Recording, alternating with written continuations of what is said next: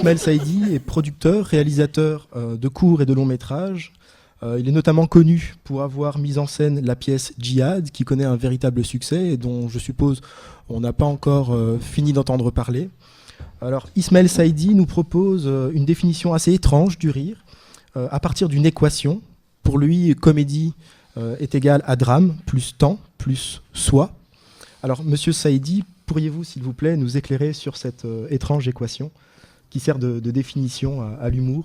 Bonjour, vous m'entendez là? Bonjour, je me sens un peu nu parce que j'ai pas de slide moi, donc du coup ça fait un peu exercice space, mais c'est chouette. Merci en tout cas parce que j'ai beaucoup appris en vous écoutant, c'est vraiment génial. Alors je m'appelle Ismaël Saïdi, je suis né pas loin d'ici à Clinique-Saint-Étienne, c'est 2 rues plus haut. J'ai grandi à Scarbeck, je suis scénariste au départ pour la télé, pour le cinéma. J'ai commencé le théâtre plus tard quand j'avais envie de voir comment ça marchait sur les planches, et j'ai très vite commencé par écrire de l'humour. Donc je suis pas un humoriste, j'écris de l'humour, c'est différent. Voilà, beaucoup d'humoristes font écrire leurs textes par d'autres. Je suis le mec qui est caché derrière et qui teste les trucs pour voir si ça marche. Et quand j'écrivais pour la télé, qui est l'exercice le plus compliqué qui existe finalement quand on écrit de l'humour. C'est pas la scène, c'est pas le cinéma, c'est la télé, parce qu'il faut savoir, vous avez beaucoup parlé de télé, mais qu'il y a énormément de paramètres en télé, énormément de critères à respecter, énormément de choses. C'est pas aussi facile, et donc du coup j'ai essayé de trouver une règle qui pourrait m'aider. Et j'ai trouvé cette règle d'un scénariste américain qui disait que la comédie, donc l'humour, parce que c'était comédie en anglais, donc l'humour, c'est du drame auquel on aurait rajouté du temps. En gros, pour schématiser, pour comprendre assez vite, si je sors dans la rue et que vous glissez sur une peau de banane, si je me mets à rigoler, ça va vous blesser, parce que vous avez mal. Et c'est assez humiliant. Par contre, si je filme la scène et qu'on la voit ensemble dans 6 mois, on va rire à 2. Et je me suis dit, tiens, son équation n'est pas conne, finalement. Les Américains, ils font quand même des chouettes trucs. Et du coup, cette équation avait l'air de fonctionner, sauf que, vous avez parlé de la Shoah tout à l'heure, si je vous sors une blague aujourd'hui bien dégueu sur la Shoah alors qu'elle a eu lieu il y a plus de 70 ans, 70 ans, ça fera rire personne en fait, et au contraire ça risque encore de blesser. Donc il manquait un truc dans cette équation, ça n'allait pas, ça fonctionnait pas. Ça fonctionne pour certaines choses et pas pour d'autres. Et en fouillant, en écrivant, en testant, en me cassant la gueule, je me suis rendu compte que il manquait cet élément-là de l'équation. Ce que j'appelle soi, c'est soit d'avoir une légitimité à rire de ça, soit de rire de soi. Vous avez parlé de Coluche, il riait beaucoup de lui. En fait, il riait beaucoup. C'était lui qui incarnait le personnage, très français, un peu idiot parfois sur les bords. Mais donc, on le lui pardonnait parce que c'était lui qui vivait la chose. On peut remonter plus loin à Fernand Reynaud, qui faisait un peu la même chose. On parlait de Dieudonné, qui est un très bon exemple et un très bon contre-exemple. Donc, je vais laisser tomber la part Dieudonné, polémique, antisémitisme, etc. Mais je vais prendre un sketch qu'il a fait il n'y a pas très très longtemps sur le cancer.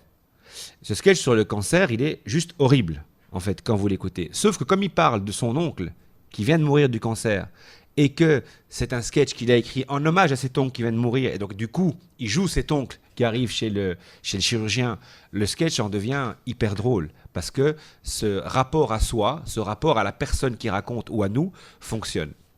Quand j'ai écrit donc Djihad, qui est le spectacle avec lequel on tourne depuis maintenant quelques mois, c'était très casse-gueule parce que ça parle de 3 mecs qui partent en Syrie pour tuer des mécréants. En gros, il y a une énorme autocritique effectivement de la société, mais il y a surtout une énorme autocritique de la communauté dont je fais partie, qui est la communauté musulmane.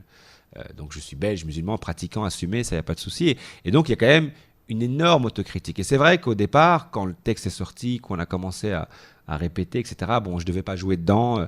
Un comédien nous a lâchés parce que justement, c'était beaucoup trop dangereux comme spectacle. Donc, je l'ai remplacé 3 semaines avant. 3 semaines avant le spectacle. On s'était rendu compte que le premier soir de la première représentation, c'est là qu'on a senti le danger. On s'est dit, merde, on balance quand même beaucoup de trucs. Mais ça a fonctionné parce qu'on était liés au sujet. L'auteur était lié au sujet parce que l'auteur, étant de confession musulmane, pouvait se permettre d'aller assez loin sans qu'on ne l'attaque et qu'on dise c'est de l'islamophobie, on ne nous aime pas, etc. Je ne dis pas que n'importe qui ne peut pas écrire, mais en tout cas, c'est ce qui a protégé la chose. Le contenu et la manière dont ça a été joué par des gars, vous parlez de Jamel, un peu la même chose, né ici, d'un certain univers, d'origine étrangère, confession musulmane ou pas, mais en tout cas, de cet univers très urbain dont est issu Jamel. Et du coup, c'est ça qui a fait que ça a collé. C'est qu'à un moment donné, ce qui manque beaucoup, pourquoi je parle de ce côté soi dans l'équation, C'est le fait qu'on a besoin, quand on va rire, c'est ce que Foresti fait, ce qu'ils font tous, que la personne dans la salle s'y retrouve d'une manière ou d'une autre. Que la personne dans la salle rit en disant ça pourrait être moi en fait. C'est con ce qu'elle fait parce que je fais la même chose, en gros. Et avec Djihad, c'est ce qui s'est passé. C'est que les gens dans la salle, aujourd'hui on est à 32 000 personnes qui l'ont vu, dont 16 000 étudiants de 12 à 18 ans, se retrouvaient là-dedans et donc riaient de leur propre travers en fait. En se disant, alors peut-être que ça aurait été fait par d'autres personnes, ils auraient peut-être ri moins, ou ri jaune. Et là, je vais vite prendre l'exemple de Michel Leb dans 2 secondes, mais ici, ils riaient de leur propre travers. Et donc, c'était ça qui était important. Et c'est quelque chose que j'avais vécu quand j'étais beaucoup plus jeune avec les inconnus. Les inconnus, quand ils étaient arrivés dans l'espace médiatique à l'époque, ils avaient une nouveauté. Il y avait un black dans le trio, déjà, c'était nouveau pour nous, et ils riaient d'eux-mêmes, de la société dans laquelle ils vivaient. Ils parodiaient des émissions de France 2 alors qu'eux-mêmes étaient chez France 2. Donc en fait, il y avait quelque chose de neuf là-dedans. Des gens qui osaient rire de choses qu'on connaissait et on se retrouvait à travers eux. Du coup, quand eux faisaient des sketchs, je ne sais pas si vous vous souvenez du sketch des Envahisseurs, où ils imitaient une France envahie par les rebeux, qui pourrait ne passer chez personne, chez eux ça passait en fait. Complètement parce qu'on leur pardonnait ça. On leur pardonnait le fait qu'ils étaient tellement proches à travers ce qu'ils écrivent et ce qu'ils étaient, qu'on leur pardonnait ça. Ce qui n'était pas le cas de Michel Leb. J'avais rencontré Michel Leb il n'y a pas longtemps, d'ailleurs pendant la tournée de Djihad, et il se plaignait que son sketch sur les Noirs, vous vous souvenez de ce sketch-là, avec le vendeur et l'acheteur, etc., que ça ne marchait plus et que les gens n'avaient pas autant d'humour qu'avant. Et ce n'est pas la réalité. La réalité, c'est que les gens ont exactement le même humour qu'avant, sauf que le public qui aujourd'hui râle sur Michel Leb n'avait peut-être pas le droit à la parole à l'époque, en fait, et que donc il n'était pas dans sa salle. Et donc Michel Leb ne se rendait pas compte à quel point c'était blessant d'imiter un singe en parlant d'un noir, qu'il n'y avait rien de drôle là-dedans, en fait, que c'était foncièrement raciste, mais personne, comme vous le disiez à 5 minutes, personne n'avait encore pris l'espace médiatique pour le lui dire, pour dire « tu nous blesses mon garçon, là, c'est horrible ce que tu fais ».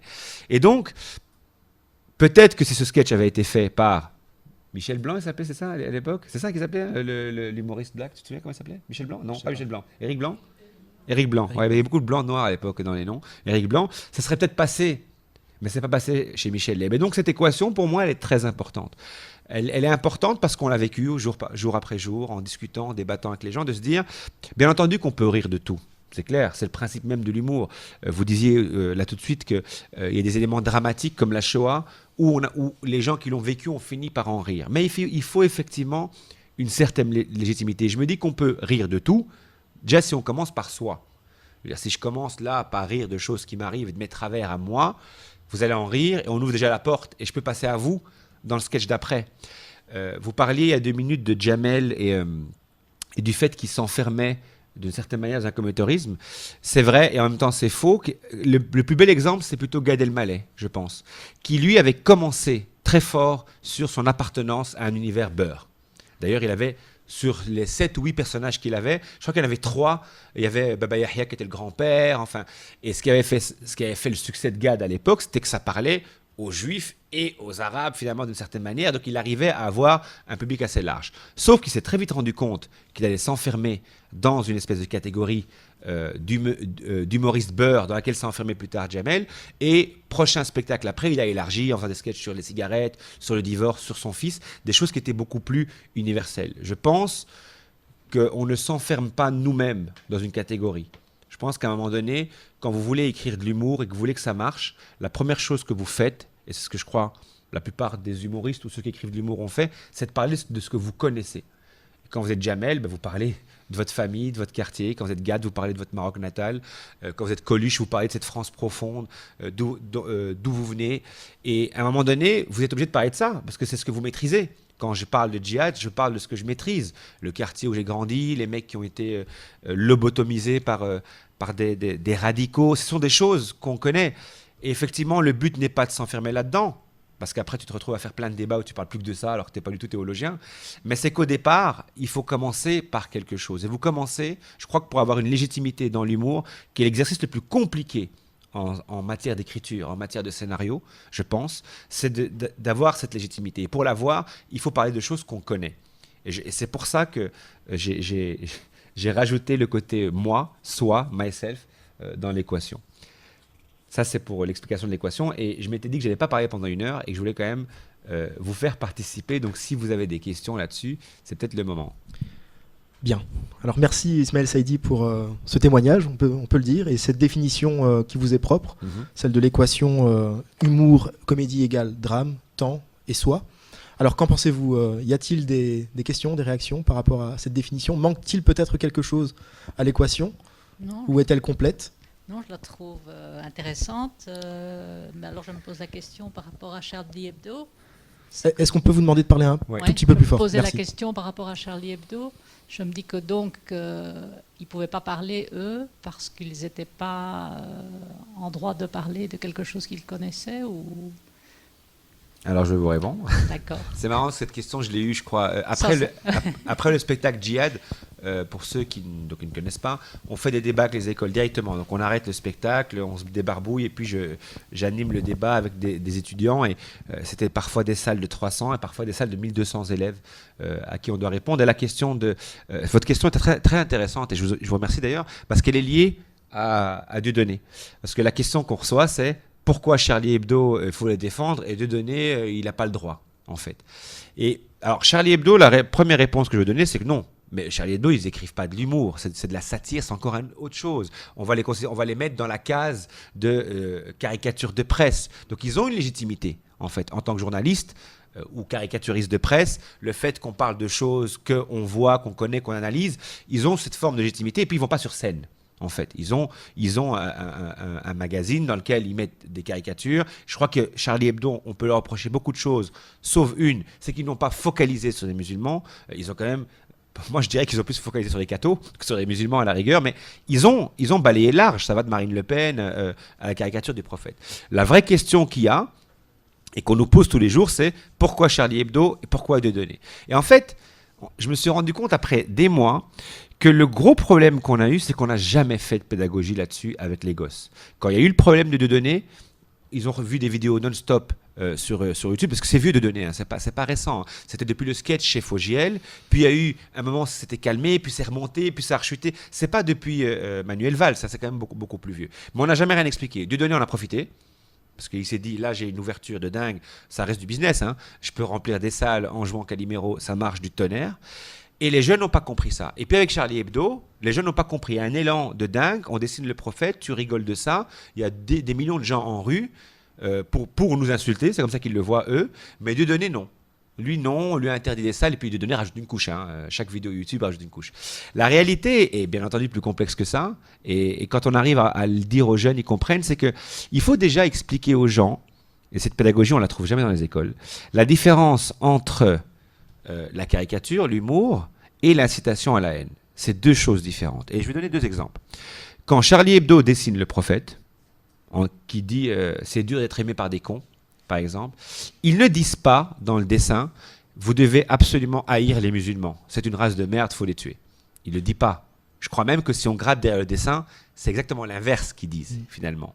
Que aujourd'hui le prophète est aimé par des radicaux fous furieux, des cons, en gros. Donc c'est complètement différent. On peut ne pas aimer le dessin et ne pas l'acheter. Vous n'êtes pas obligé d'acheter un ticket pour mon spectacle, hein, donc on peut ne pas aimer.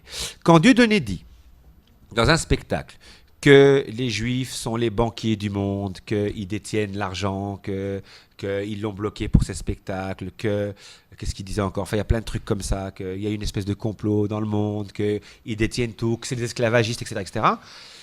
C'est me dire à moi, ces gens sont tellement mauvais qu'on ne peut que les haïr, finalement. Elle est là la nuance. La nuance, elle est là, elle est claire. C'est ce qu'il dit. Alors, il n'a pas toujours dit Dieudonné. C'est un mec, le problème de Dieudonné, c'est que c'est un mec qui a du talent de dingue. Ça, le problème. Puis, il est passé du côté obscur de la force. Je ne sais pas comment il a fait pour y arriver, mais c'est ce que lui dit. Entre ça et Charlie Hebdo, il y a un monde. Mais il faut le dire aux gosses. Il faut leur dire ça. Parce que c'est les gosses, hein. Quand je dis gosses, ça va de 12 à 30 ans aujourd'hui, mais c'est eux qui sont sur YouTube à regarder ces vidéos-là. Et c'est eux qui n'arrivent pas à comprendre et qui parlent de 2 poids, 2 mesures, parce que Dieudonné dit depuis des années qu'il a droit à 2 poids, 2 mesures. Mais dans le cas de Charlie Hebdo, on peut reprocher aux médias d'avoir quand même censuré Dieudonné à un moment donné. C'est vrai.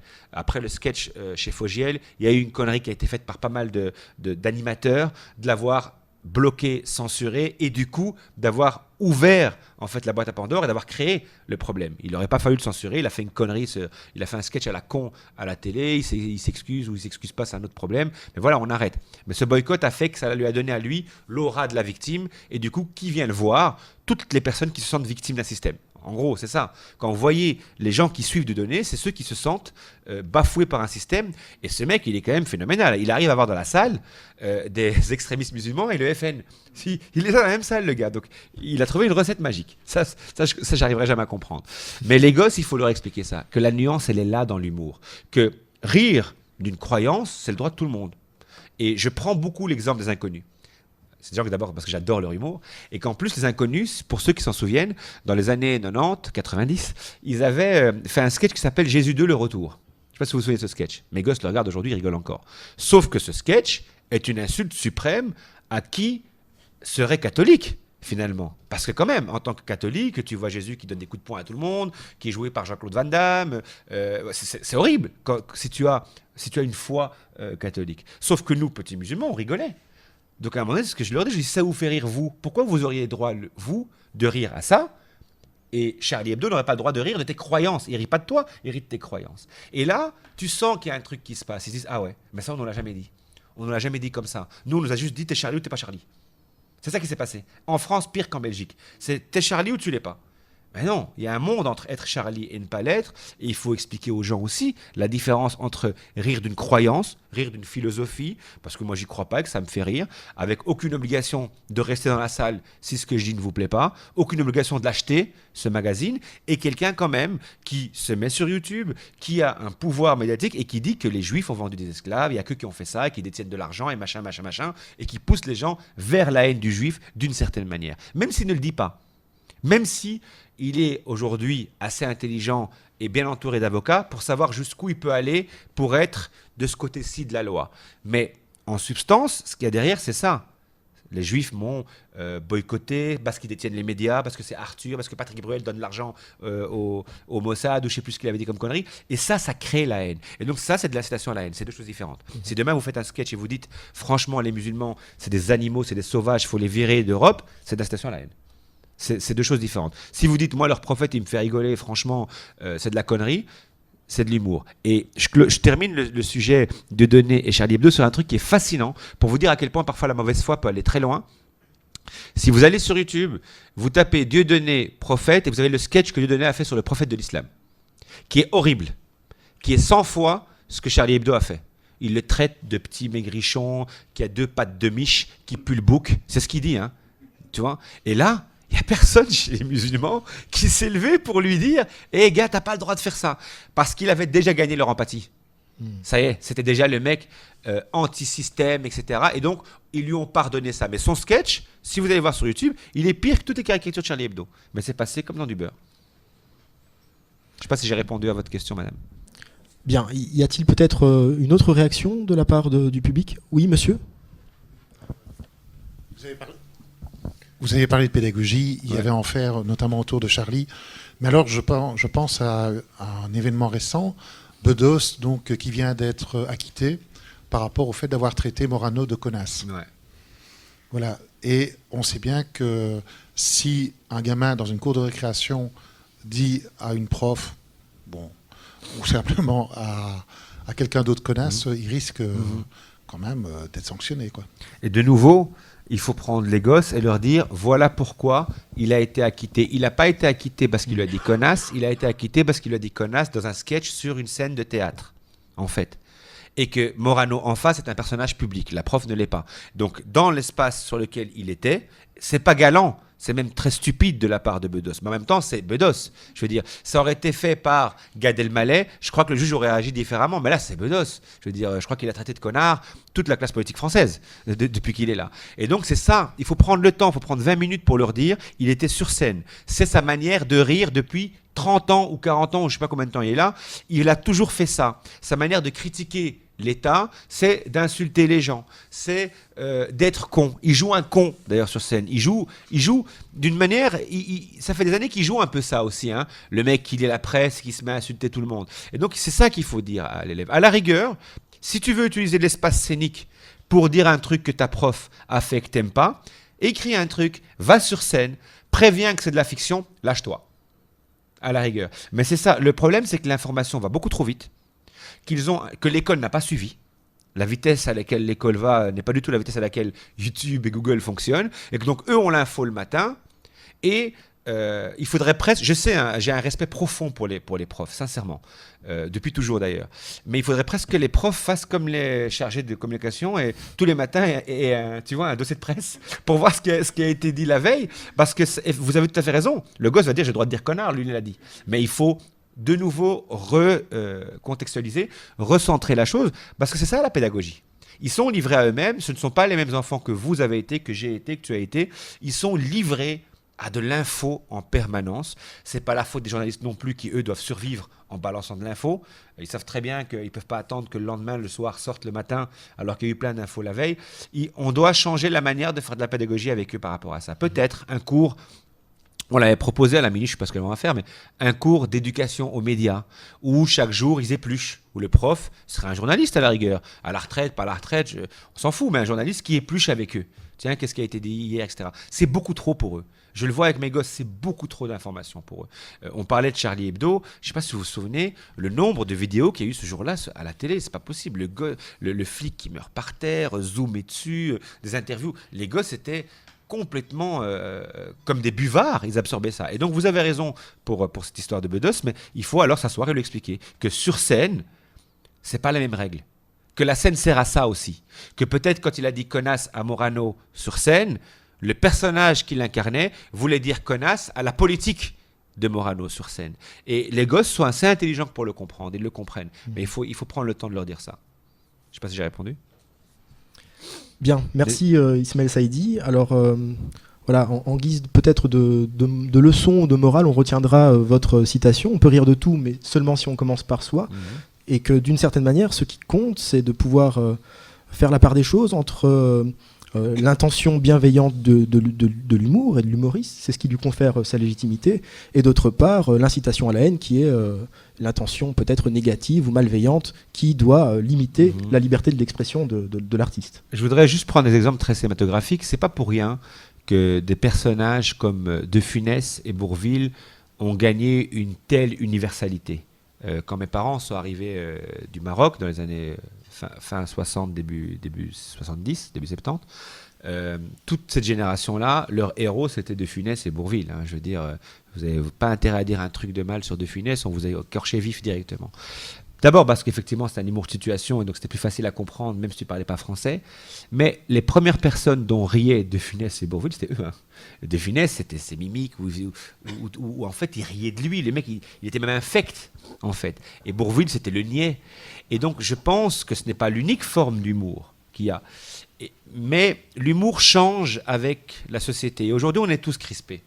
Il y a une grosse crispation identitaire. Il va falloir attendre qu'on se décrispe. Et le temps qu'on se décrispe, je crois que c'est peut-être pas le moment de commencer par faire un sketch sur toi, tu vois, ou de faire un sketch sur les vieux ou sur les gays alors que je suis pas vieux, que je suis pas gay. Mais je crois que c'est le moment de reprendre cette formule qui marchait, de dire je vais commencer par moi, et c'est comme pour tout, tu vois, je vais déconner un peu sur moi, je vais bien te faire rire sur moi, et puis je glisse doucement vers toi. Mais tu m'auras déjà pardonné, parce que tu auras dit, bah attends, il rit de lui, le gars, ça fait 20 minutes qu'il se fout de lui. C'est un peu, ce qui marche, c'est un peu ça. Quand on prend Florence Foresti, quand elle parle de la blonde, elle parle d'elle, en fait. Elle a juste fait semblant que c'était une blonde. Quand elle imite ces femmes qui sont névrosées, on sait très bien qu'elle parle d'elle et que c'est flagrant qu'elle est névrosée dans la vie de tous les jours. Et quand Jamel parle de ses parents ou qu'il commence à faire des onomatopées bizarres, c'est parce qu'il en fait dans la vie aussi. Et je veux dire, c'est ça aussi qui fait qu'à un moment donné, on pardonne à ces gens. On leur pardonne et on les laisse aller plus loin. Il y a ceux qui choisissent de ne pas aller plus loin. Et tu vois, comme Jamel ou même Foresti, ils restent dans cet univers-là parce que ça leur convient. Ils veulent pas, comme elle disait, ils ne veulent pas faire de politique. Ça me convient de rester là-dedans et ça marche. Il y a ceux qui essayent de s'éloigner. Tu as un Bedos qui s'éloigne qui va même très très loin, mais qui a aussi commencé par lui. Parce que c'est un con sur scène, en fait, qui est parfois joue le rôle du facho, qui parfois joue le rôle du raciste, qui a fait un peu tout ça. Donc moi, je pense que c'est pas nouveau. Je pense que ça a toujours été là et que tu le vois dans les grandes figures d'humoristes ou même de scénaristes d'humour français. Je termine juste sur un film plus récent, parce que De Funès, à la rigueur, c'est vieux, mais quand tu regardes Les Visiteurs, c'était de nouveau une critique de la vieille France. D'un côté, tu avais ces mecs qui venaient du Moyen-Âge, qui puaient, qui se lavaient avec leurs fringues et tout. Donc, c'est quand même une image de la France du Moyen-Âge. Et qui arrivaient chez une famille très, très bourgeoise, très franche, chic. De nouveau, une caricature de la France. Et puis, tu avais cette clocharde jouée par Marianne Chazelle, une caricature d'une certaine France. Et donc, en fait, de nouveau, le succès de ça, c'était, je ne veux pas dire que c'est du cassa, mais voilà, on rit de nous ensemble. Et là, tu ramènes beurre, noir, tout le monde, parce que c'est notre société. On est là-dedans. Intouchable, dernier exemple, même chose. Bien entendu, il y avait ce rapport France riche et France pauvre, mais on riait plus d'Omar Sy et des conneries qu'il disait, et ça n'a blessé personne. Alors qu'aux États-Unis, ils étaient choqués de ce genre d'humour-là. Mais en France, le fait que le mec comprenait pas qu'en opéra, c'était en allemand et qu'il riait comme un dingue de voir un harpe chanter, il riait de lui, en fait. Il riait de toute une partie de la banlieue, et ça a dérangé personne parce qu'il a commencé par lui, puis on a élargi, et je pense que le regard bienveillant des deux réalisateurs, parce que ça aurait pu être une bombe nucléaire, hein. Ils sont tous les deux juifs, il est musulman, il rit d'un musulman, ce film aurait pu être une bombe nucléaire. Mais en fait, ils avaient un regard tellement bienveillant sur leur personnage, une connaissance tellement forte, parce que c'est des anciens éducateurs, les gars, du quartier, de ce que c'est, qu'ils avaient la totale légitimité, et donc le film a été un succès. D'accord. Donc d'une certaine manière, ici, vous complétez l'exposé de tout à l'heure de Madame Kemener, savoir que le pouvoir de l'humour, c'est aussi sa force socialisante ou fédératrice, qu'il faut discriminer par rapport à éventuellement ces conséquences néfastes pour la société qui consisteraient à diviser les communautés, à les opposer les unes aux autres. Tout à fait, il l'a bien dit. Bien.